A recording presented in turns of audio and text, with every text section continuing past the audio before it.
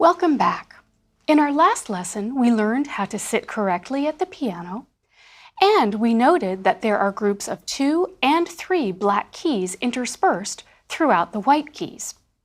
The black keys help us to locate the white keys and hand positions on the keyboard. We also learned about how finger numbers help us to know which notes to play and which piano keys to depress at any given moment. And we started to learn about how music looks on the page by exploring basic rhythm patterns. We even did some improvising on black keys and learned the melody of Beethoven's Ode to Joy. Today, we will learn about meter, pitch, and the C major 5-finger pattern. And we'll learn some new music. So let's get our fingers moving and do a quick review of our finger numbers. Put both hands in front of you and wiggle finger number 1, 2, 3, 4, and 5. Now, let's mix it up a little. With the right hand, see how quickly you can wiggle each finger after I call it. Number 2, 2, 3, 4, 4, 3, 2, 5, and 1. How did you do? Did the first part of that fingering sequence seem familiar? You may have recognized it as the beginning of your Ode to Joy, before I threw you for a loop. So let's go ahead and set up both hands on the piano and review the Ode to Joy from Lesson 1. I would recommend opening your music book to the finger notation of Ode to Joy, which is with your Lesson 1 materials. Remember, we place our right hand over the white key just to the right of the 2 black keys, and the left hand finger 2 on the white key just below the right hand, like this. So let's try Ode to Joy together. I'll say finger numbers as we play this time. 1, 2, here we go. 2, 2, 3, 4. 2, 3, 3, 2, 2, 2, 2, 2. 2, 2, 3, 4, 4, 3, 2, 2, 3, 3, 2, 2, 2, 3, 3. So how did you do? Did you play it perfectly? Most people don't at this stage. If you made a mistake or two, were you a little surprised by this? It's not that uncommon when students begin learning piano to suffer from what I lovingly call the "I played it better at home" syndrome. In fact, I used to teach at an adult residential piano camp that had buttons with that saying on them that the students could wear to their lessons. In all seriousness, though, it can be frustrating to practice and then to feel that you don't perform your best when playing for others or during the piano lesson. This is partly due to the fact that you are learning new skills. And as we noted last time, mastery does take time, practice, and perseverance. But some of the mistakes may be due to the fact that you allowed yourself to take extra time between some of the notes or in difficult spots when you practiced on your own. When we play together, I will keep the beat very steady and won't wait for you. When this happens, make a mental note about where the problem occurred. Then, after the lesson and during your practice time, you can work on that specific spot to correct the hesitation or the error. The other issue that affects students is that when I ask you to play with me, you have to get it right the first time. Of course, this is true for professional musicians and performers. We only get one chance when we walk on stage. But generally, when you practice on your own, you've played the piece several times, getting better each time. This is a good thing.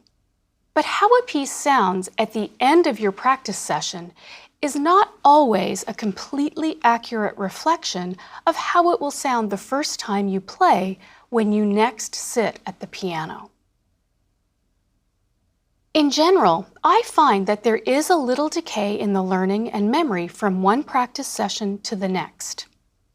As you become more secure with a piece, and with consistent daily practice, the decay becomes less and you'll be more likely to meet with success the first time. The important thing is to not get frustrated if you don't always play your best during our lessons. You should always feel free to pause the video and try it again during the lesson if that helps. Okay, let's try the Ode to Joy one more time. Try to follow along with the finger notation in your music book and see if you can keep your eyes on the page as we play this time. Trust that your fingers will do what you've practiced. Get your hands in place. 1, 2, here we go.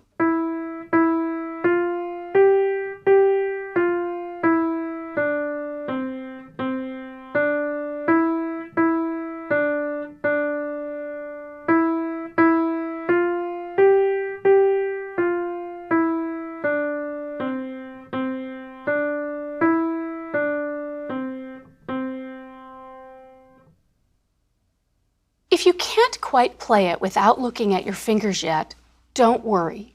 That's completely normal at this stage. Just review the melody as often as you can, relax, and keep trying to get to the end without stopping or looking at your hands. One day, you will be able to play it without looking at your fingers, and that will be an important milestone on the road to learning to play the piano.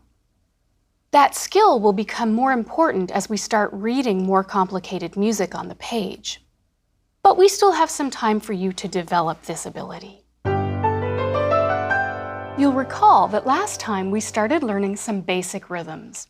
We learned about quarter notes, which for now get 1 beat, half notes, which get 2 beats or counts, dotted half notes, which get 3 counts, and whole notes, which we hold for 4 counts.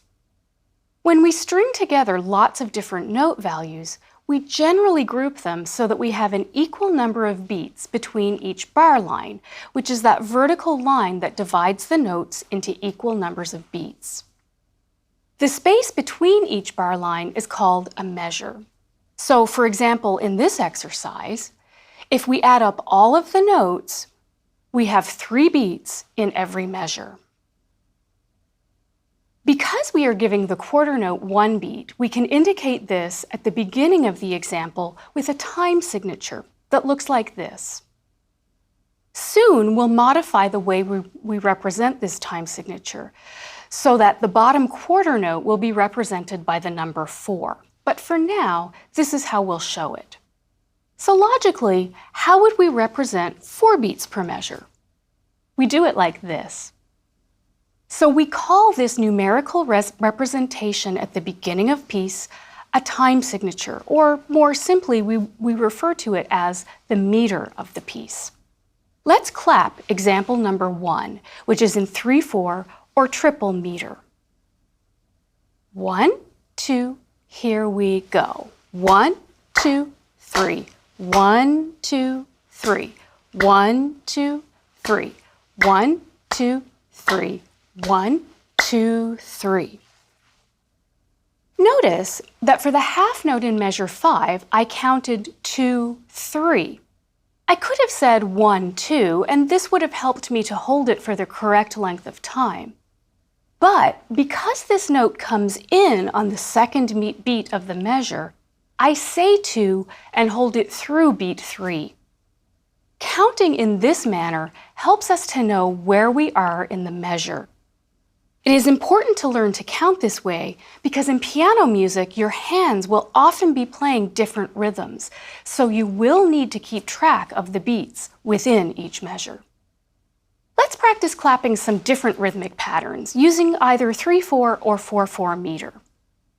Let's look at number 2. Here we go. 1, 2, 3, clap. 1, 2, 3, 4.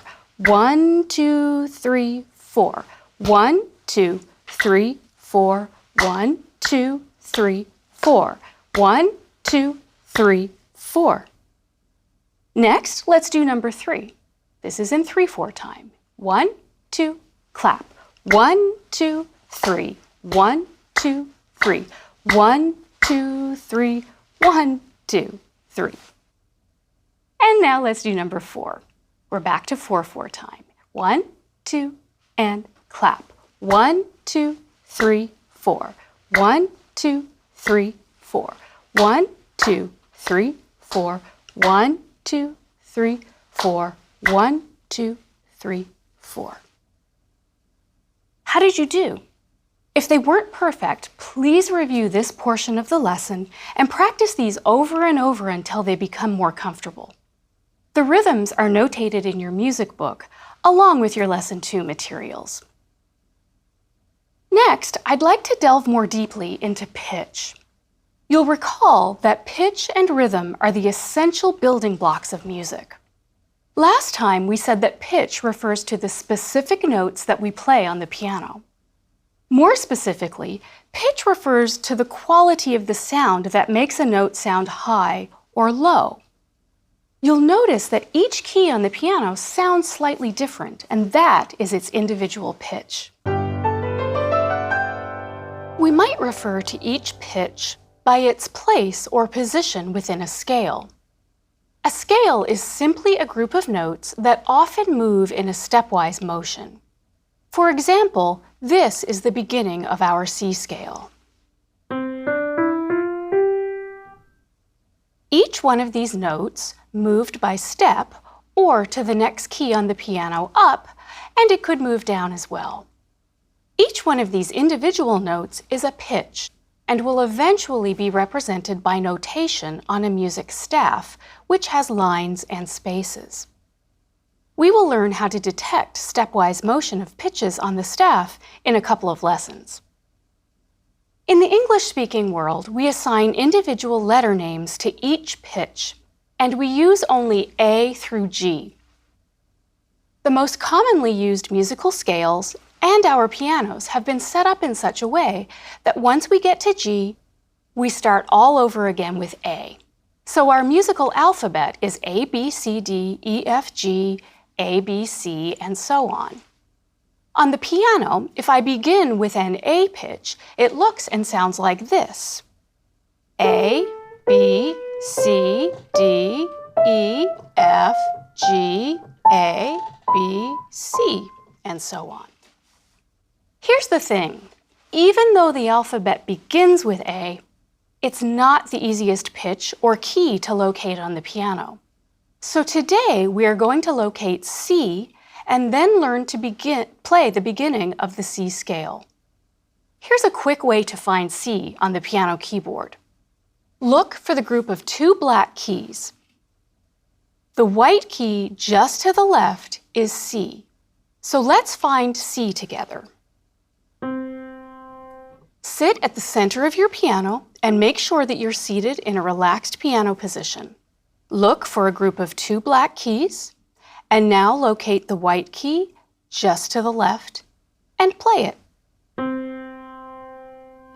That's your C. Does yours sound like mine? If not, ensure that you located the correct white key. Now, with your right hand, find another C that is higher on the piano. Remember, higher is to the right. Now, find another C. And can you find another one higher? Okay, it's time to get the left hand involved. Look to the left of your keyboard and locate a group of 2 black keys. And with your left hand, play the C just to the left of the group of 2 black keys. Now find another C that's low on your keyboard. Let's practice playing C's again. This time we will start with the C around the middle of your piano and then move up to the next C and the next, and then up once more. In total, you'll play 4 C's. And let's hold each C for 3 beats, then we'll move on beat 4, and on beat 1, play the next C. Try to play with me if you can. 1, 2, and play. C, 2, 3, move. 2, 3, move. This is how the notation might look on the page. Let's do that again. but this time we'll play an accompaniment track with you. You will hear 2 measures worth of quarter note clicks, or 8 beats, before you come in. Each one of these notes will be your beat. 1, 2, and play. 2, 3, move.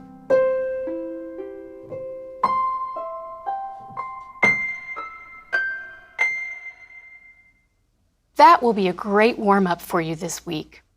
Not only will it help you to locate C quickly, but it will also help you to count with a steady beat and move your hands while counting. This is a very important skill to develop. Be sure to play along with the accompaniment track. Now, let's learn the first 5 notes of the C scale. We'll call this our C major 5-finger pattern, and it will be the foundation for our next few lessons. Major simply refers to the type of mode that we are playing in. Later in our course, we'll learn about the minor mode too. These are the 2 most commonly encountered modes in Western classical music. Since the scale has 5 notes, and we have 5 fingers, we will set our hands up over all of the notes that we need for the scale. Let's begin with the right hand. So I'll put finger number 1, or the thumb of the right hand, on C. Now, notice where my fingers fall if I place 1 finger on each adjacent white key. Does your hand look like mine? Here's how it sounds. I'll play slowly and carefully.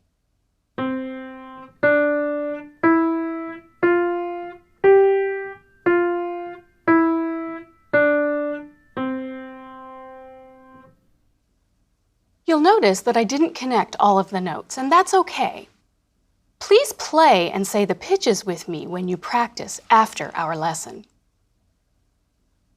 Okay, it's time to get the left hand moving too. So here's the trick when setting up your left hand. The lowest pitch or note will need to be C. So finger 5 needs to be placed on C. Take a moment and set up your left hand over the notes of the C scale. Does your hand look like mine? Okay, let's try it ascending and descending. 1, 2, here we go. C, D, E, F, G.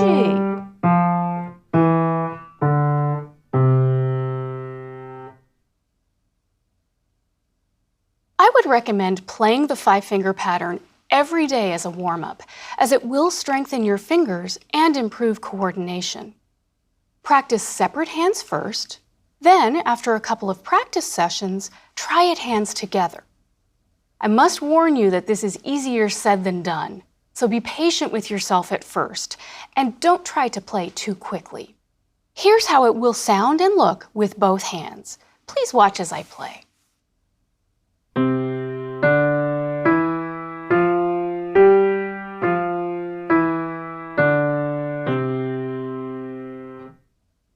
Once you've become more comfortable with this exercise, you can try it with the accompaniment track. Let's take a look at how these pitches are notated for now. You may wish to refer to the notation as you practice this week, but you don't have to. The purpose of this exercise right now is to get your fingers moving. One way that musicians and students of piano develop specific skills that will be used in our repertoire is by practicing études. Étude is a French word that literally means study. Generally, each étude is focused on one specific skill that will be developed as we practice it. So, in order to get more comfortable with the key of C major, I wrote an étude in C for you. I'll play it for you before we look at the music.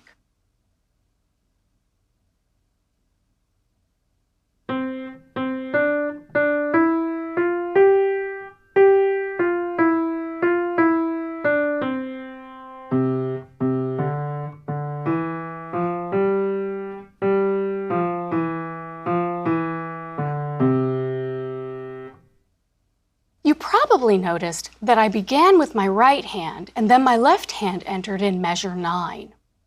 Both hands were in the C major 5-finger pattern.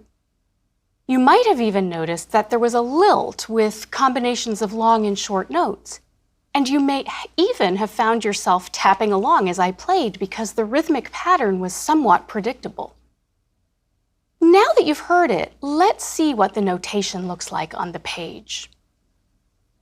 When we first look at a musical score, we take a quick scan to look at the time signature and starting pitch and subsequent pitch and rhythm patterns. You'll see from the time signature at the beginning that this etude is in triple meter, or it has 3/4 notes per measure.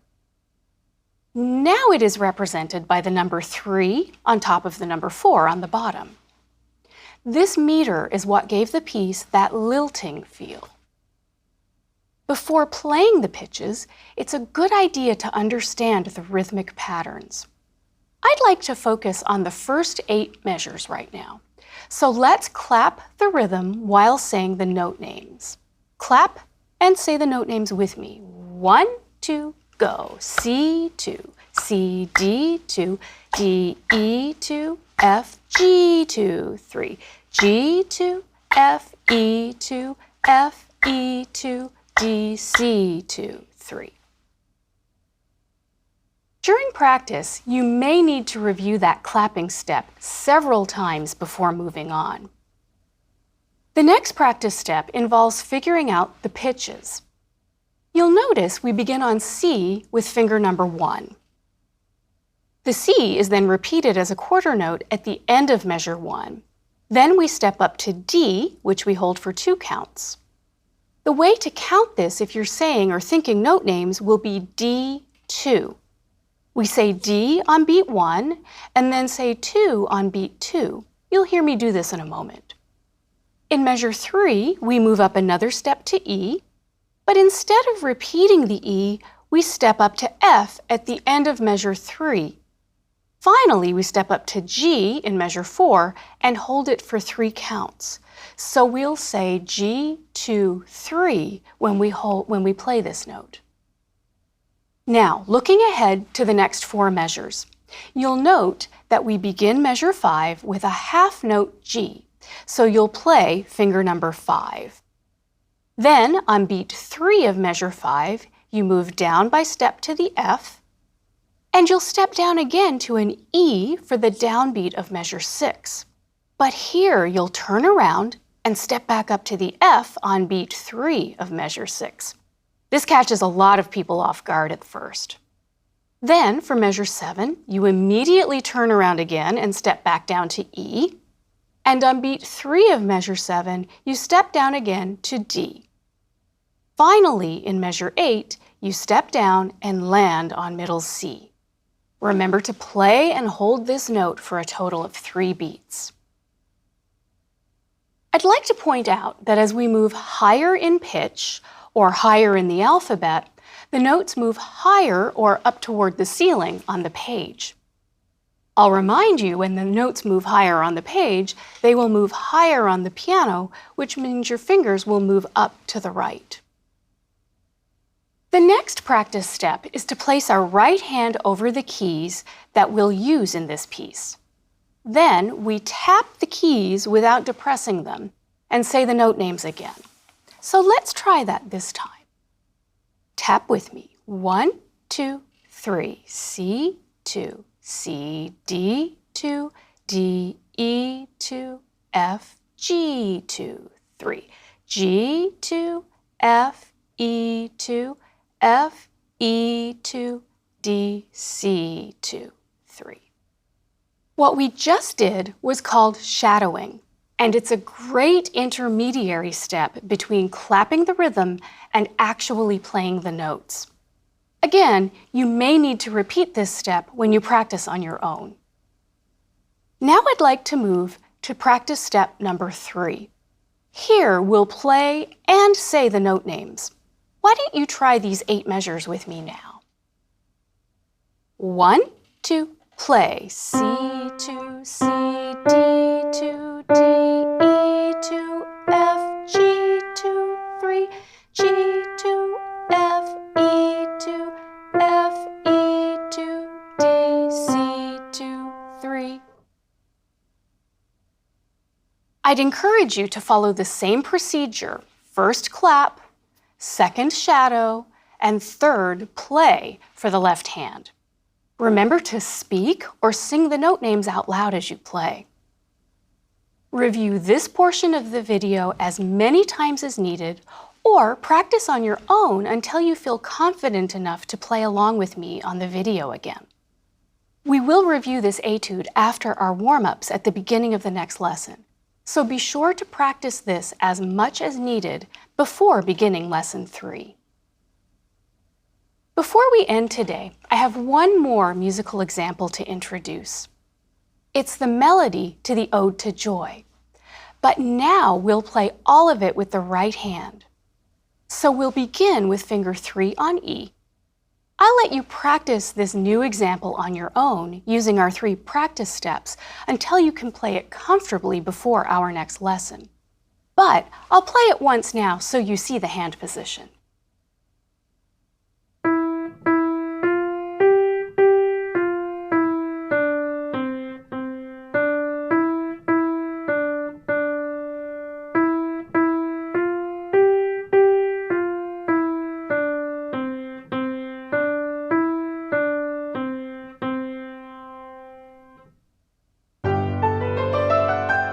So today we have learned about meter and time signatures, which appear at the beginning of our notated music and help us to know how many beats will be in each measure.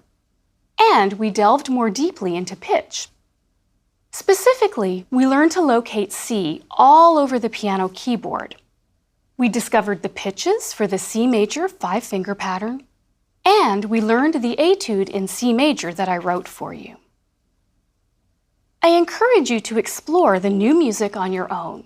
In fact, be sure that you have practiced the following before we meet again. First, clap the 4 rhythmic patterns in your Lesson 2 materials in your music book. Play the C exercise with my accompaniment, and you'll find the audio tracks with your lesson materials. C major 5-finger pattern, practice it first with separate hands, and then try it hands together for more of a challenge. And practice the etude in C major. Be able to play it with me on the video of this lesson before we meet again. And finally, review the Ode to Joy from Lesson 1. But try playing it with the accompaniment, and you'll hear a little introduction, and then you can start playing. And learn the right hand only version of the Ode to Joy with your Lesson 2 materials. You should feel free to review any portion of the lesson that you need extra time with during the next few days. I'd like to point out another important feature of this course and about learning to play piano in general. I like to craft my students' practice assignments so that during the days between our lessons, you'll be working on some new techniques or music. We'll apply these new skills at the following lesson, so you'll want to be sure that you've given yourself enough time to assimilate these new concepts. But I also like for my students to be reviewing and perfecting repertoire or material from previous lessons. In general, it will take more than one lesson to perfect music and technique. So by staggering the old and the new, you'll always be learning something new, improving your reading and technical skills, and be working at the later stages of refining repertoire. This is a really effective way to learn to play the piano. Also, remember, if you're a true beginner, you will not likely achieve perfection the first time or the first day that you practice. But with a little daily rehearsal, you will improve slowly but surely. Throughout the course, I'll provide specific things to listen for and techniques that you can try during your practice. These are all ideas that I'd like you to try and that you can add to your metaphorical toolbox of practice strategies. A big goal that I have for you in this course is learning how to practice both effectively and efficiently in the days between our lessons. You should feel free to pause the video during our lessons and review anything that you need more time to try. But I also think that it's a good idea to review portions of the lesson video and to try to play with me once you've worked on your assignment during the days between our lessons. This will help you to assess your progress and to know if you're ready to move on to the next lesson. Next time, we'll learn some basics about harmony, and we'll even begin to harmonize some of the melodies with our left hand. In the meantime, happy practicing.